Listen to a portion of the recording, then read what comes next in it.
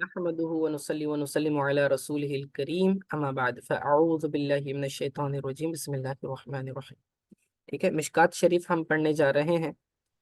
اب سب سے پہلے ترجمۃ صاحب مشکات المصابیح کے نام سے ایک عنوان قائم کیا گیا ہے اس کتاب کے اندر۔ تو یہاں ترجمے سے مراد ٹرانسلیشن نہیں ہے۔ جب کبھی کسی مصنف کے تعلق سے ترجمہ کہا جاتا ہے تو اس کا مطلب یہ ہوتا ہے کہ اس مصنف کے حالات، ٹھیک ہے، اس مصنف کے کیا حالات تھے، ان کی لائف سوان عمری کے بارے میں تھوڑی سی باتیں بتائی جاتی ہیں۔ تو صاحب مشکات کی سوان عمری، تو اس کے بارے میں بتا رہے ہیں کہ یہ مشکات لکھنے والے کون محدث ہیں۔ تو آپ فرماتے ہیں هو المحدث الفقیہ الاصولی الخطیب العلامہ ولی الدین ابو عبداللہ محمد بن عبداللہ العمری التبریزی۔ ٹھیک ہے، اب اس میں نام کیسے پہچانیں گے؟ ہوا ضمیر بتا رہے ہیں، ہوا المحدث، وہ کون ہے؟ وہ محدث تھے، فقیہ تھے، اصولی تھے۔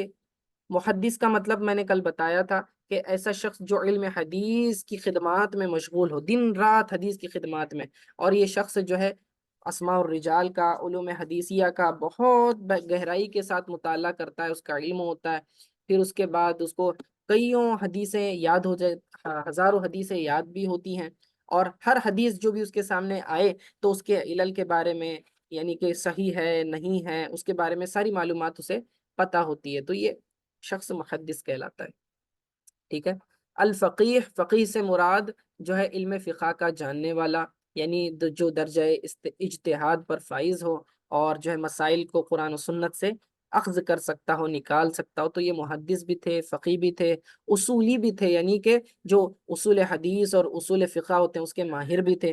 خطیب، خطاب کرنے والے کو کہتے ہیں۔ علامہ، یہ علامتن جو ہے خلاف، آپ دیکھ رہے ہیں اس کے اندر جو تا ہے وہ تانیث مؤنث کی نہیں ہے۔ علامہ اگرچہ کہ اس کے لفظ کے اندر کیا ہے، آخر میں تائے تانیث آ رہی ہے، اور عموماً تائے تانیث مؤنث کے لیے آتی ہے، لیکن یہاں جو ہے تائے تانیث یہ اصل میں علامہ جو ہے یہ کیا کہتے ہیں، مبالغے کا صیغہ ہے، اور مذکر کے لیے استعمال ہم کر رہے ہیں۔ علامہ یعنی بہت زیادہ جاننے والا۔ ٹھیک ہے، ولی الدین، کیا نام ہے؟ ولی الدین ابو عبداللہ، ولی الدین یہ ان کا لقب ہے، ٹھیک ہے، دین کا مددگار، ولی الدین۔ ابو عبداللہ یہ ان کی کنیت ہے۔ کنیت کا کیا معنی؟ کہ اپنے بچوں کی طرف منسوب کر کے جو نام رکھا جاتا ہے اسے کنیت کہتے ہیں۔ ابو عبداللہ مطلب عبداللہ کے بیٹے، عبداللہ کے والد، سوری، عبداللہ کے والد۔ ابو عبداللہ کا معنی ہوگا عبداللہ کے ابا۔ نام کیا ہے ان کا؟ محمد بن عبداللہ العمری التبریزی، تبریز شہر کے رہنے والے تھے۔ من رجال القرن الثامن الہجری المتوفى بعد سنہ۔ اب یہاں پر وہ کیا کہہ رہے ہیں کہ 8ویں صدی ہجری کے یہ مصنف ہے۔ صدی ہجری کیسے ڈیسائیڈ کرتے ہیں؟ ہجری، ہجرت کا سال جب رسول اللہ صلی اللہ علیہ وسلم نے ہجرت فرمائی تھی وہاں سے جو ہے کاؤنٹنگ کرتے ہیں۔ حضرت ابو عمر فاروق رضی اللہ تعالیٰ عنہ نے درخواست کی تھی، اور وہاں سے پھر وہ کیلنڈر وہاں سے کیلکولیٹ کیا جاتا ہے، ٹھیک ہے، ہجری سال۔ تو اگر جو ہے 100 سال کے اندر ہے تو پہلی صدی ہجری ہے، ٹھیک ہے، اور 100 سال کے اوپر ایک سال بھی ہو گیا دوسری صدی میں چلا جاتا ہے۔ اسی طرح 200 کے اوپر گئے تو تیسری صدی ہجری، 300 کے اوپر چوتھی صدی ہجری، اور 400 کے اوپر پانچویں، 500 کے اوپر چھٹی، 700 کے اوپر 600 کے اوپر 7ویں ہجری، اور 700 کے اوپر 8ویں صدی ہجری، ٹھیک ہے۔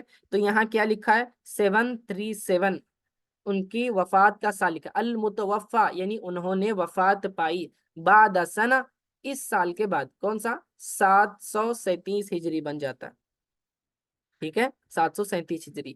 تو 700 آیا تو آپ یہ نہ سمجھیں کہ یہ 7ویں ہجری میں اس کو کاؤنٹ کریں گے، نہیں، ان کو 8ویں ہجری میں کاؤنٹ کریں گے، کیونکہ 7 کے اوپر چلا گیا نمبر۔ اوکے، اس بات کا خیال رکھیں، چھوٹی چھوٹی چیزیں ہیں یہ، آپ چونکہ ابتدائی طلبہ ہیں تو اس لیے میں بتا رہا ہوں، ورنہ یہ اتنی ایکسپلینیشن کی ضرورت نہیں۔ وَلَمْ نَجِدْ لَهُ فِي كُتُبُ التَّرَاجِمِ تَرْجِمَةً وَافِيَةً۔ اب دیکھیں اس میں بتا رہے ہیں کہ مصنف کے بارے میں زیادہ معلومات ہمیں حاصل نہیں ہو سکی، ٹھیک ہے، اور الا ان الذین تصدوا لذکرہ وصفہ بالعلم والصلاح، مگر یہ کہ جو محدثین دوسرے ہیں اور تاریخ نگار ہیں، انہوں نے کیا کیا، ان کی بڑی تعریف کی، توصیف کی، ان کا ذکر ان کے علم کے بارے میں اور ان کے جو ہے اچھے حسن اخلاق کے بارے میں وغیرہ تعریفیں کی ہوئی ہیں، ان کی نیک بختی کے بارے میں۔ قال فیہ شیخہ الامام حسین بن محمد الطیبی، اب یہ قول نقل کر رہے ہیں امام حسین بن محمد الطیبی کا، اول من شرح المشکات، مشکات کی جنہوں نے سب سے پہلے شرح لکھی، کیا لکھتے ہیں وہ صاحب مشکات کے بارے میں؟ بقیت الاولیاء قطب الصلحاء شرف الزہاد والعباد، دیکھیں کیسی تعریف کر رہے ہیں، کیسے جامع الفاظ ہے، بقیت الاولیاء، اولیاء کے جو ہے باقی رہنے والے جو بچ گئے اولیاء ان میں سے ہیں، مطلب اولیاء گزر جانے کے بعد یہ اولیاء میں سے ہیں، قطب الصلحاء جو نیکوکار لوگ ہیں ان کے قطب ہیں، اور شرف الزہاد زاہدین کا جو شرف ہیں، اور جو بندوں کا جو ہے یہ دوسرے جو اللہ تعالیٰ کے نیک بندے ہیں اس میں جو ہے بہت زیادہ مشرف ہیں۔ تو ایسے جلیل القدر الفاظ کے ساتھ ان کو یاد کیا گیا، بڑے بڑے مشائخین انہیں اس طرح سے یاد کرتے ہیں، تو اس سے پتہ چلتا ہے کہ صاحب مشکات کا مرتبہ کتنا بڑا ہوگا، ٹھیک ہے۔ تو ایک فقی بھی تھے، محدث بھی تھے، اصولی ہونے کے ساتھ ساتھ اللہ کے ولی بھی تھے، تو کیسے زبردست جلیل القدر اشخاص گزرے ہیں وہ پرانے زمانے میں، اور ان کو شارٹ میں یاد رکھنے کے لیے خطیب تبریزی کہا جاتا ہے، ٹھیک ہے۔ خطیب تبریزی جب بھی کہیں گے تو سمجھ جانا کہ یہ مشکات شریف کے مصنف ہیں، مشکات المصابیح یاد رکھیں، مشکات کتاب الگ ہو جاتی، مشکات المصابیح الگ، تو آپ کو جو ہے آگے پتہ چل جائے گا، ٹھیک ہے۔ اسی طرح ایک اور شارح ہیں مشکات کے، ملا علی قاری رحمۃ اللہ تعالی علیہ، تو وہ کیا بتاتے ہیں صاحب مشکات کے بارے میں، دیکھیے جملے دیکھیے، وقال الشارح الآخر، اور دوسرے شارح نے کہا، یہ آخر ہے، آخر نہیں، ٹھیک ہے، آخر مطلب دوسرا، آخر مطلب لاسٹ والا، دونوں میں فرق، خا کے نیچے زیر لگائیں گے تو کیا ترجمہ ہوگا، آخری شارح نے کہا، آخری شرح کرنے والے، حالانکہ یہ آخری شارح تو نہیں ہے، ٹھیک ہے، تو یہ آخر ہے، ایک اور شارح نے کہا، ایک دوسرے شارح نے کہا، ایسا ترجمہ ہوگا۔ مشکات المصابی کے کون، ملا علی قاری رحمۃ اللہ تعالی علیہ، یہ بھی بڑے محدث تھے، وہ فرماتے ہیں اپنی شرح مرقات المفاتیح میں کہ وہ کیا تھے، ہوا مولانا الحبر علامہ، حبر سیاہی کو کہتے ہیں، علامہ بہت زیادہ جاننے والے، والبحر الفہامہ، اور کیا تھے وہ کہ فہم کے، فراست کے سمندر تھے، مظہر الحقائق، حقائق کے ظاہر کرنے والے، اور موضح الدقائق، اور گہری باتوں کو واضح کرنے والے، الشیخ التقی النقی، پاکیزہ متقی شیخ تھے بولے۔ تو اس طرح کے مختلف الگ الگ جو ہے محدثین نے ان کی تعریف فرمائی ہے، اور ان کے علم کا، ان کے فضل کا، ان کے کمال کا جو ہے لوہا منوایا ہے انہوں نے، سمجھ میں آیا؟ تو یہ ایران کا شہر تھا، یہ جو تبریز ہے وہاں سے یہ بیلونگ کرتے تھے۔ تو پھر اس کے بعد اصل میں کیا تھا کہ یہ کتاب جو علامہ خطیب تبریزی نے لکھی ہے، یہ اوریجنل ایسی نہیں ہے کہ انہوں نے اپنی طرف سے لکھی، بلکہ اصل میں مصابیح السنہ کے نام سے ایک حدیث کی کتاب تھی، مصابیح السنہ، اوکے، اور یہ لکھنے والے علامہ بغوی ہیں، امام بغوی رحمۃ اللہ تعالی علیہ نے مصابیح السنہ نام سے حدیث کی کتاب لکھی، اور اس کی تعداد کتنی تھی اس میں حدیثوں کی، 4434 حدیثیں۔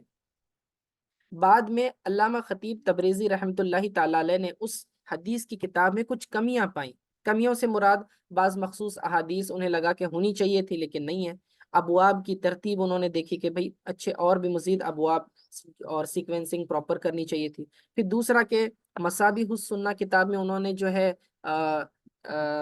امام بغوی رحمۃ اللہ تعالیٰ علیہ نے سندوں کا ذکر نہیں کیا، جس کی وجہ سے بعض محدثین نے جو ہے ان کے اوپر تنقید کی، کہنے لگے کہ بھئی اس کی سند نہیں ہے تو ہم اس کو ویلیڈیٹ کیسے کریں گے۔ تو پھر انہوں نے کیا کیا، علامہ خطیب تبریزی رحمۃ اللہ تعالی علیہ نے ان کی مصابیح السنہ کو بیس بنایا، اور اس کی ایک ایک حدیث کی تخریج کی، یعنی ڈھونڈ ڈھونڈ کے حدیثیں نکالی کہ بھئی یہ کون سی کتاب میں، وہ کون سی کتاب میں، پھر ساتھ ہی ساتھ اپنی طرف سے بھی انہوں نے احادیث کا اضافہ کیا جو ریلیونٹ تھی ان کے ٹاپک سے، تو کہتے ہیں اصل کتنی تھی اس میں؟ 4434 احادیث تھی، اور وزاد الخطیب، اور امام خطیب تبریزی رحمۃ اللہ تعالی علیہ نے اس میں اضافہ کیا، وزاد الخطیب فی مشکاتی، اپنی مشکات شریف میں انہوں نے اضافہ کیا. تو کتنے حدیثوں کا اضافہ کیا؟ 1511. فالمجموع 5945 حدیثہ. کہتے ہیں کہ پھر ٹوٹل اب حدیث مشکات المصابیح جو بن گئی، اس کے اندر اب ٹوٹل حدیث کتنی آ گئی؟ 5945، 5945. تو یہ حدیثیں ٹوٹل ہو گئی اب مشکات شریف کی. تو اب ہمارے پاس جو مشکات شریف ہے اس کے اندر ہم یہ ٹوٹل والا پڑھتے ہیں، ہم مصابیح السنہ نہیں پڑھ رہے ہیں. جو مشکات پڑھ لیا مطلب اس کے اندر مصابیح بھی آ گئی ہے، کیونکہ انہوں نے اسی کے اندر اضافہ کیا ہے. تو یہ کیا بن گئی حدیث مشکات. تو اب انہوں نے مصابیح السنہ کو بیس بنایا، اس کے اندر 1511 حدیثیں اپنی طرف سے ایڈ کر دی، تو ٹوٹل ہو گیا 5945. اور اس کتاب کا نام انہوں نے رکھا مشکات المصابیح. اصل کتاب کا نام تھا مصابیح السنہ، اب انہوں نے کیا کیا؟ ایکسٹرا ڈالنے کے بعد اس کو بنا دیا مشکات المصابیح. ٹھیک ہے. اب یہ جو مشکات المصابیح کتاب ہے، یہ ایسی زبردست اور جلیل القدر کتاب ہے حدیث کی، گویا کہ یہ حدیث شریف کا انسائکلوپیڈیا ہے. جتنی بھی صحاح ستہ کی حدیثیں مخصوص اہم ہیں، ٹھیک ہے، وہ ساری کی ساری آپ کو مشکات شریف میں مل جائیں گی. گویا کہ اور صرف صحاح ستہ نہیں بلکہ دارمی، بہقی اور یہ دوسری اور بھی کتب ہیں، المعجم الکبیر وغیرہ. تو یہ جو بڑی بڑی حدیث کی کتابیں ہیں، ان تمام سے بھی حدیثیں چونکہ اس کے اندر مشکات میں لی گئی ہیں، تو گویا کہ یہ ایک کتاب کو مکمل پڑھنا ایسا ہے جیسے کہ آپ نے 10 کتابیں حدیث کی پڑھ لی ہیں سرسری طور پر. تو اتنا اس کے اندر سمرائز کر دیا ہے انہوں نے. ٹھیک ہے. اور بہت ہی بہترین ترتیب ہے، بہت بہترین ترتیب ہے. اور جب احکام کے احادیث لاتے ہیں تو یہ چونکہ شافعی المسلک تھے، تو انہوں نے فقہ شافعی کی احادیث زیادہ اس کے اندر لائی ہوئی ہیں. ٹھیک ہے. اب آپ کے سلیبس میں جو ہے یہ پوری کی پوری مشکات شریف نہیں پڑھائی جاتی، اتنی زیادہ حدیثیں نہیں پڑھائی جاتی. بس اس کا جزء اول میں جو ہے کتاب الایمان سے لے کر آخر میں کتاب باب الریاح تک ہے. بس فرسٹ والیوم میں سے مخصوص حصہ ہے، اتنا ہی پڑھنا ہے، پوری کتاب نہیں ہے آپ کے سلیبس میں. پھر آپ مولوی دوم میں جائیں گے تو وہاں آپ کو والیوم نمبر 4 اس کی پڑھائی جائے گی، کتاب الآداب پڑھائی جائے گی. ٹھیک ہے. تو بس یہی اس میں سے حصہ پڑھایا جاتا ہے. ٹھیک ہے. تو اب اس کتاب کی بڑی شروحات لکھی گئی ہیں. اس کی سب سے پہلی شرح جو ہے اول من شرح المشکات وسنہ سنت عجیبیت، کیا لکھا ہے دیکھیں. امام شرف الدین الحسین بن عبداللہ طیبی نے الکاشف عن حقائق السنن نام دیا. الکاشف عن حقائق السنن یہ کتاب جو ہے شرح ہے، ایکسپلینیشن ہے. شرح کسے کہتے ہیں؟ ایکسپلینیشن کو. ٹھیک ہے. حدیث کے جو ہے معنی، مفاہیم، اور اس کے اوپر ڈیٹیل بحث کی جاتی ہے ہر حدیث کے بارے میں، اس کے اسماء جو ہے اسماء و رجال کے بھی تعلق سے بات کی جاتی ہے، اس کے فوائد الحدیث کے بارے میں بیان کیا جاتا ہے. ٹھیک ہے. تو یہ ایکسپلینیشن ہو جاتا ہے. اب یہ جو ہم پڑھ رہے ہیں مشکات، اصل یہ کیا ہے؟ متن ہے. متن پیور ٹیکسٹ بک ہوتی ہے، اور شرح جو ہے اس کی گائیڈ ہوتی ہے، ایکسپلینیشن. جیسے اردو میں اب ہم اسکولز میں پڑھتے ہیں، ایک ہوتی ہے ٹیکسٹ بک اور اس کی ایک گائیڈ ملتی ہے. گائیڈ میں وہ جو ہے سارے ایگزامپل سالو رہتے ہیں، ایکسپلینیشن ہوتا ہے سارا کچھ. ٹھیک ہے نا. تو ویسے ہی شروحات جو ہیں یہ اس کا ایکسپلینیشن ہوتی ہے اصل کتاب کی. اب اصل کتاب ہی اتنی بڑی ہے تو آپ اندازہ لگائیں کہ شروحات کتنی بڑی بڑی ہو جاتی ہے. تو ملا علی قاری نے بھی اس کی شرح کی ہے، اور سید شریف الجرجانی نے بھی اس کی شرح کی ہے. ٹھیک ہے. پھر اس کے بعد منہاج المشکات کے نام سے عبد العزیز بن محمد بن عبد العزیز اب ہری نے بھی اس کی شرح لکھی ہوئی ہے. علامہ ابن حجر حیثمی نے لکھی ہے اس کی شرح. جلال الدین کرلانی نے لکھی ہے.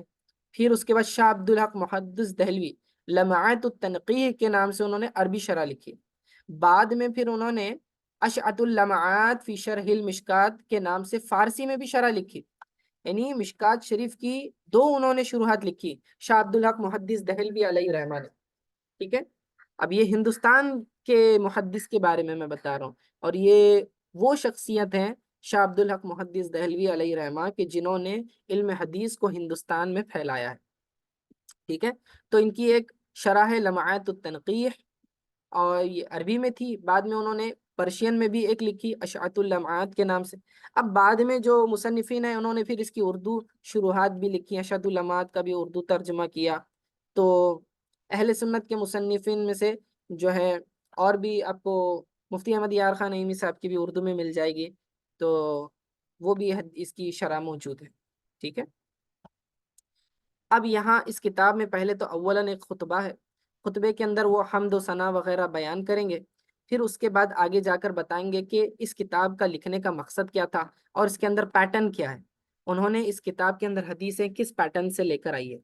اب کل میں نے آپ کو بتایا تھا کہ حدیث کی جو ترتیب ہوتی ہے اس سے آپ کو اندازہ لگ جاتا ہے کہ حدیث کی کتاب کون سے ٹائپ کی ہے، ٹھیک ہے۔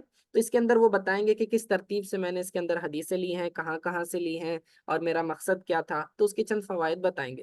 تو پہلے تھوڑا سا ہم خطبہ پڑھ لیتے ہیں، اس کو سمجھنے کی کوشش کرتے ہیں، اور پھر اس کے بعد کیا کریں گے، یہ اس کی طرف جائیں گے اس کی شرح کی طرف، ٹھیک ہے۔ یا اللہ،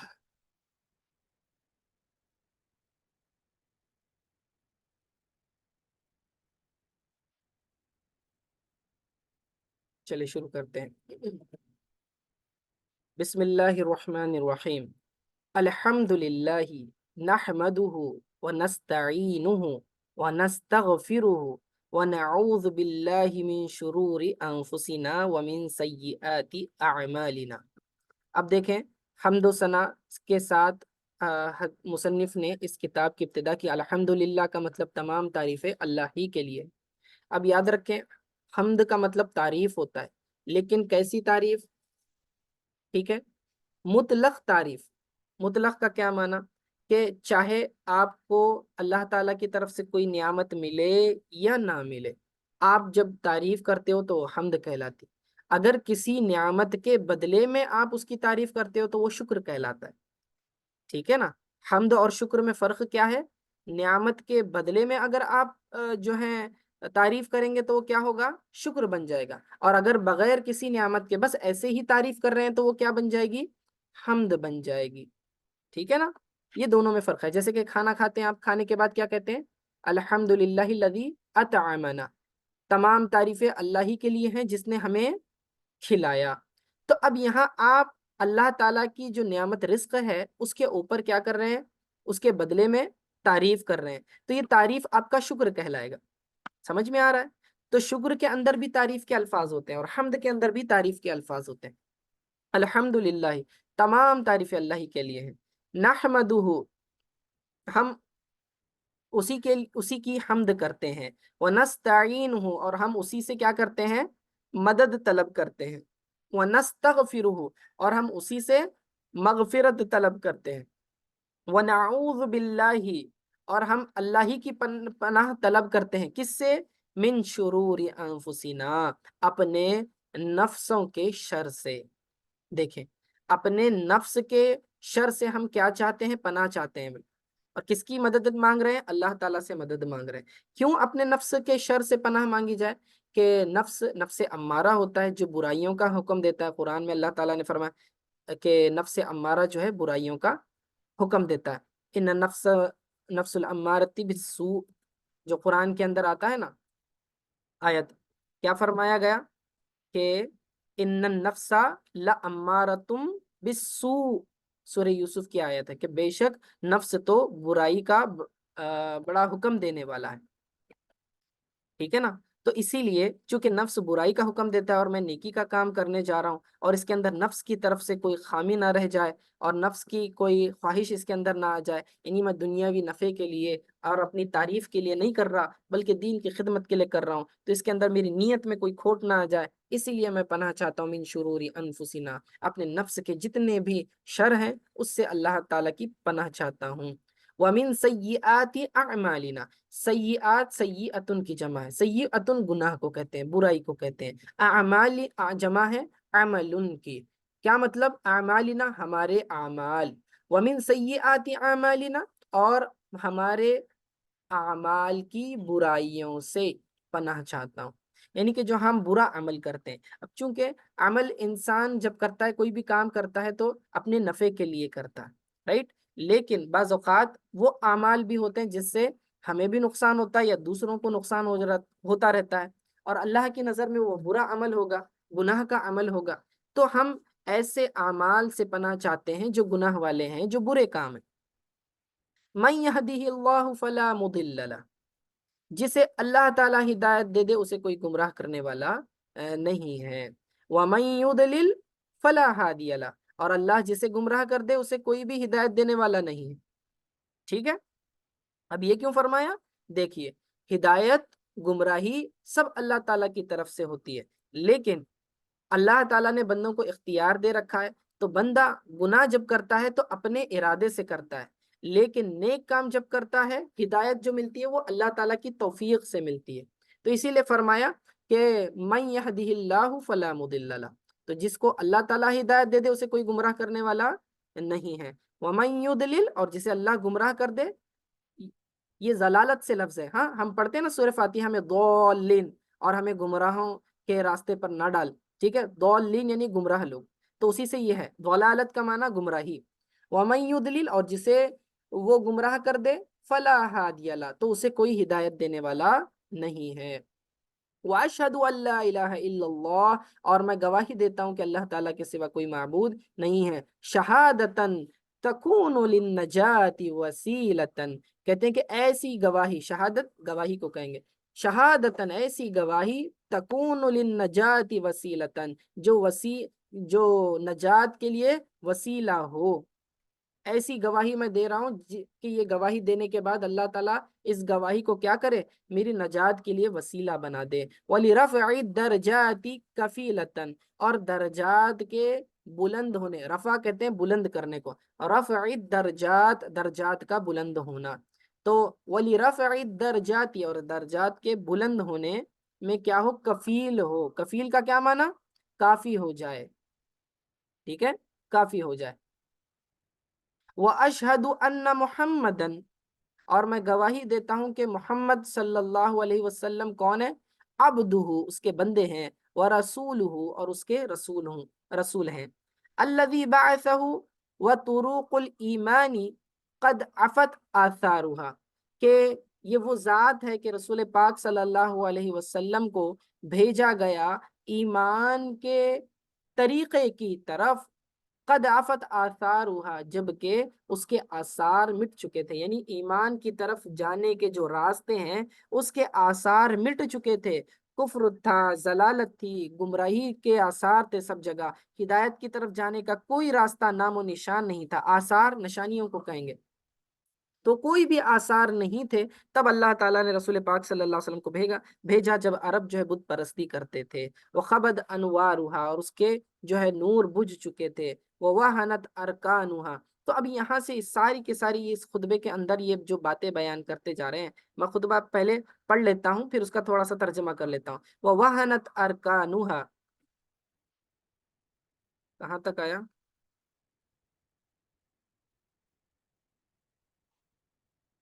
جی. ووهنت أركانها وجهل مكانها فشيد صلاة الله عليه وسلامه من معالمها ما عفا وشفى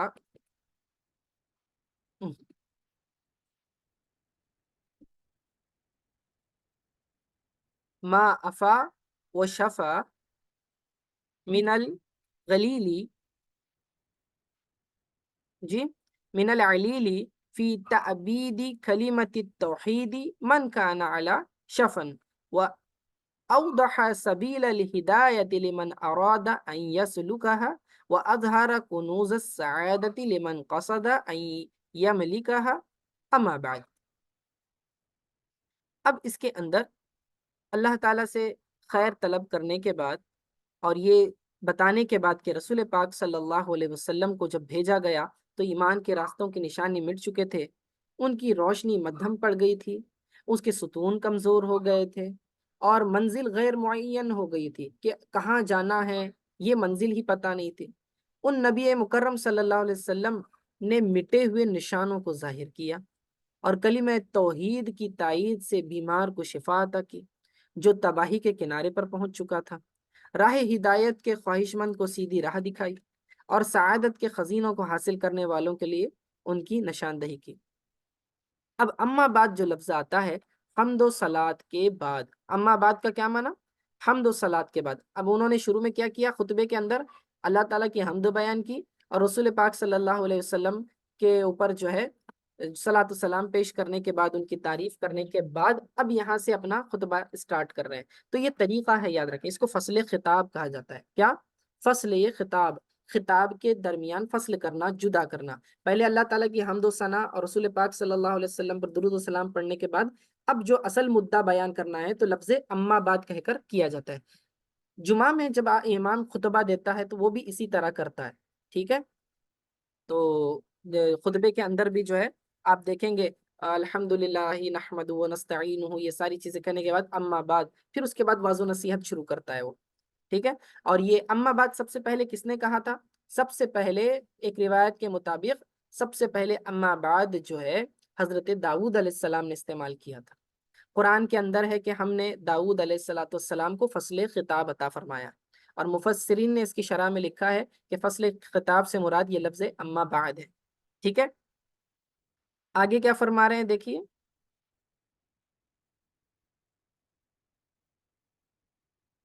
جی فَإِنَّ التَّمَسُّكُ بِهَدِيَّةٍ لَا يَسْتَتِبُّ إِلَّا بِالْاِقْتِفَاءِ لِمَا صَدَرَ مِن مِشْكَاتِهِ۔